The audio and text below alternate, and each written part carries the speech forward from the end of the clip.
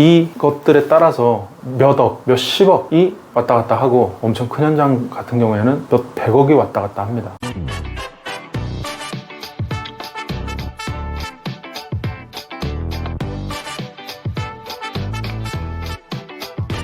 위키피디아 이현권 변호사입니다. 오늘은 건물을 지으신 건축주 분들이 건물에 뭔가 하자가 발생했을 때의 유의사항을 말씀을 드릴게요. 공사대금을 지급하실 때 이거는 상사 계약입니다. 그래서 우리가 인도를 받으실 때 보통 인도를 시기는 다양하지만 사용 승인 전에 받으시는 경우도 있고 후에 받으시는 경우도 있어요. 그렇죠? 사용 승인 전에 받으시는 경우도 있고 후에 받으시는 경우도 있고, 인도를 받으시면 무조건 검수 의무라는 게 있습니다. 하자가 있는지 없는지. 이 검수를 똑바로 하시는 게 중요합니다. 인도를 받으셨을 때.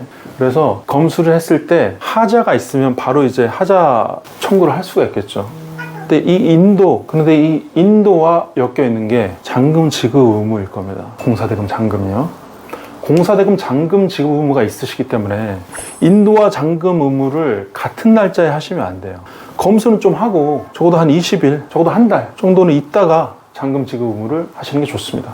그래야 검수를 하고 하자가 있는지 없는지 보고, 검수를 해서 하자가 있으면 하자 보수 청구권을 해서 보수를 해달라 하는 게 있고, 근데 이제 하자 내놓은 걸 봤더니 영 못 믿어요. 그럼 어떻게 해야 됩니까? 손해배상 청구를 하셔야 됩니다. 청구권과 이 잔금 지급 의무 사이에는 상계할 수가 있습니다. 그래서 하자보수 청구권 금액을 확정한 다음에 잔금을 지급하셔야 돼요. 그렇죠? 그래서 이 정산 합의를 하시는 걸 굉장히 추천을 드립니다. 근데 대부분 이걸 안 하세요. 대부분 이걸 안 하시고, 그래서 나중에서야 하자를 발견하시는 경우가 태반입니다. 근데 하자는 우리 법상 하자 보수 보증 기간이라고 정하고 있어요. 기간이 한정적입니다. 그래서 좀 늦게 발견하신 경우에 하자 보수를 청구할 수 없는 경우들이 있어요. 굉장히 짧습니다. 1년, 2년, 3년, 5년, 10년, 15년 이렇게 각 그 공정마다 정해진 하자 보수 보증 기간이라는 게 있습니다. 그래서 보증 기간 내에 청구를 하시면 청구를 할 수가 있는데,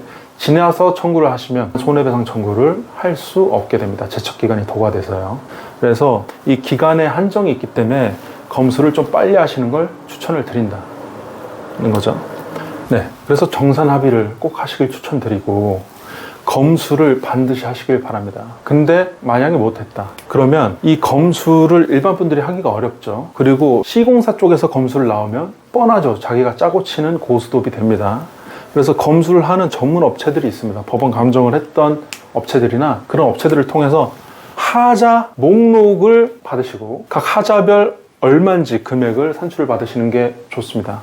이 목록이 있어야, 만약에 이분들이 인정을 안 한다 그러면 소송을 나가서 감정하실 때 감정 목록으로 제출하실 수가 있어요. 전문 감정, 이런 하자 소송 같은 경우에는 전문적으로 하자 목록을 정확하게 지칭을 해서 감정을 요청을 해야 됩니다. 그래서 이 목록을 구비하시는 게 굉장히 중요해요. 그래서 저희도 소송을 들어가기 전에 저희와 협약된 감정인들, 법원 감정 경험에 있는 건축사나 구조기술사님들을 통해서 감정 목록을 산출하고 그 목록을 통해서 소송으로 나아가서 감정을 들어가는 편입니다. 이렇게 해야 금액과 감정 목록이 명확한 상태에서 금액을 더 크게 받을 수가 있습니다. 오늘은 건축주분들이 건물이 완공된 이후에 시공사와 반드시 주의해야 될 정산 합의, 검수, 그리고 만약에 하자가 발생된 경우엔 하자 목록을 만들어내는 것, 중요성에 대해서 말씀을 드렸습니다. 이것들에 따라서 몇 억, 몇십억이 왔다 갔다 하고 엄청 큰 현장 같은 경우에는 몇 백억이 왔다 갔다 합니다. 그런 사건들이 많이 있기 때문에 정산 합의와 검수에 대해서, 그리고 하자 목록 제출에 대해서 유념해 주시기 바라겠습니다. 이상 위키피디아 이현권 변호사였습니다. 감사합니다.